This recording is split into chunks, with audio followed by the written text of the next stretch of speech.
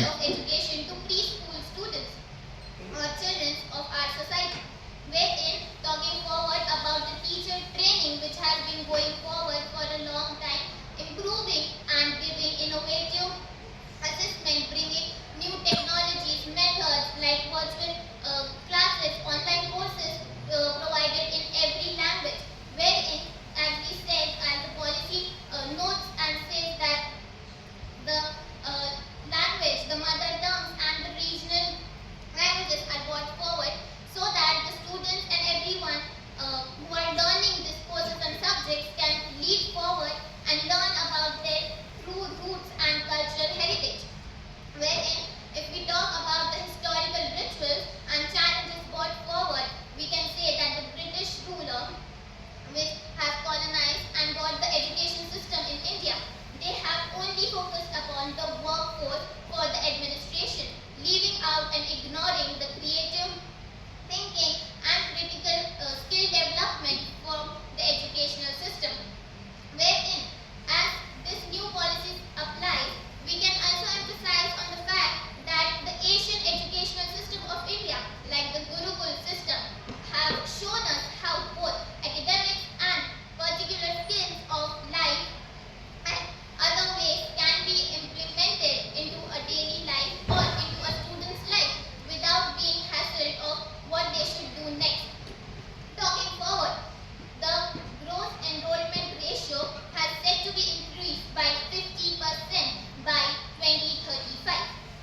With that, a lot of other things are being brought forward, where this policy is giving forward the modernization of the world with the cultural roots of our India, interconnecting the modern world and competitiveness with the roots of our Indian traditions, giving the youth of India the path of knowing what exactly India holds.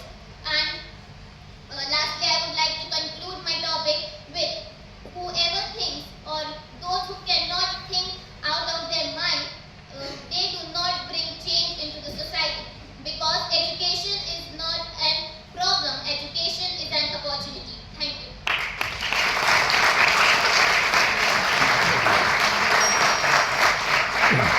Good afternoon. My college code is 1028. As my fellow opponent stated that the national education policy is beneficial for India. But is it truly? Are we Indians, the today's mindset of Indian is truly ready to accept and understand this complex and new education policy? The answer is no. We Indians are still not adapted to change. We Indians still cannot adapt to changes fast. We Indians do not have that mindset right now to adapt to this new education policy. The major problem, the major issue in implementation of NAP in India is the high population of the country.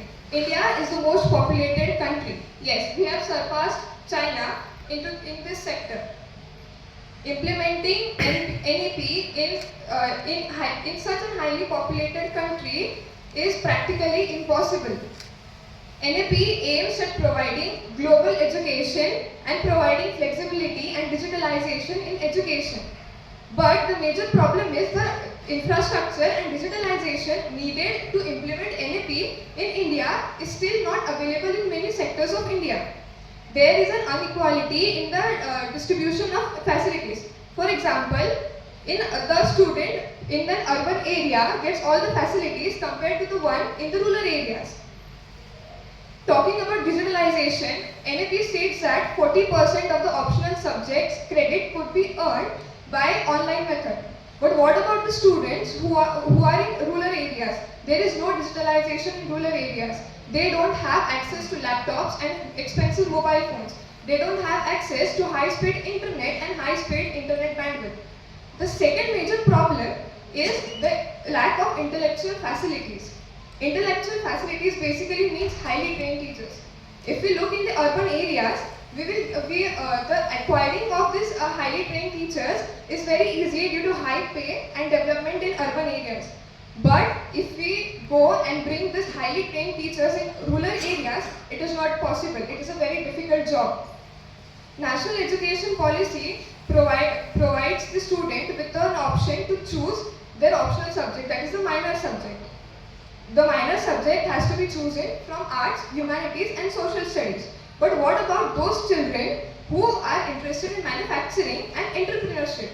They need to learn and acquire those skills like understanding those skills like loan analysis, the license of patent, the license of company. These skills are not included in national education policies. Talking about internship, as one of you mentioned it in their points, internship, NAP states that for an optional subject, a student has to complete an internship for an extended period of time.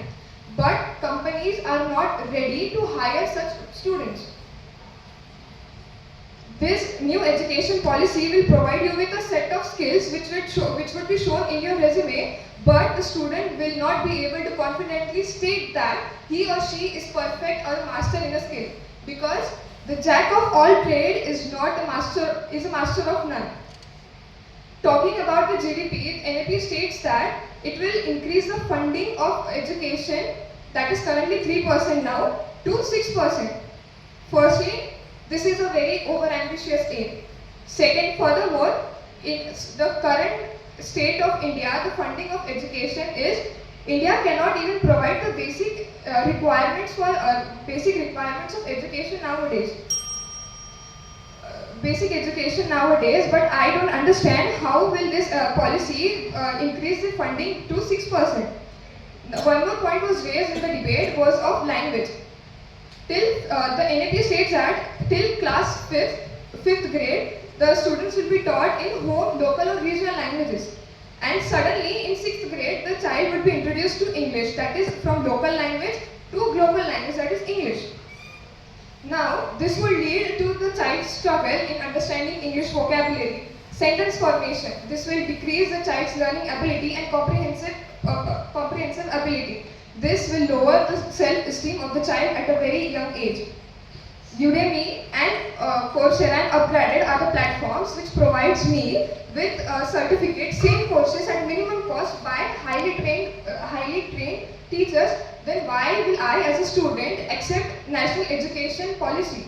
All in all, I'll conclude my topic. Thank you.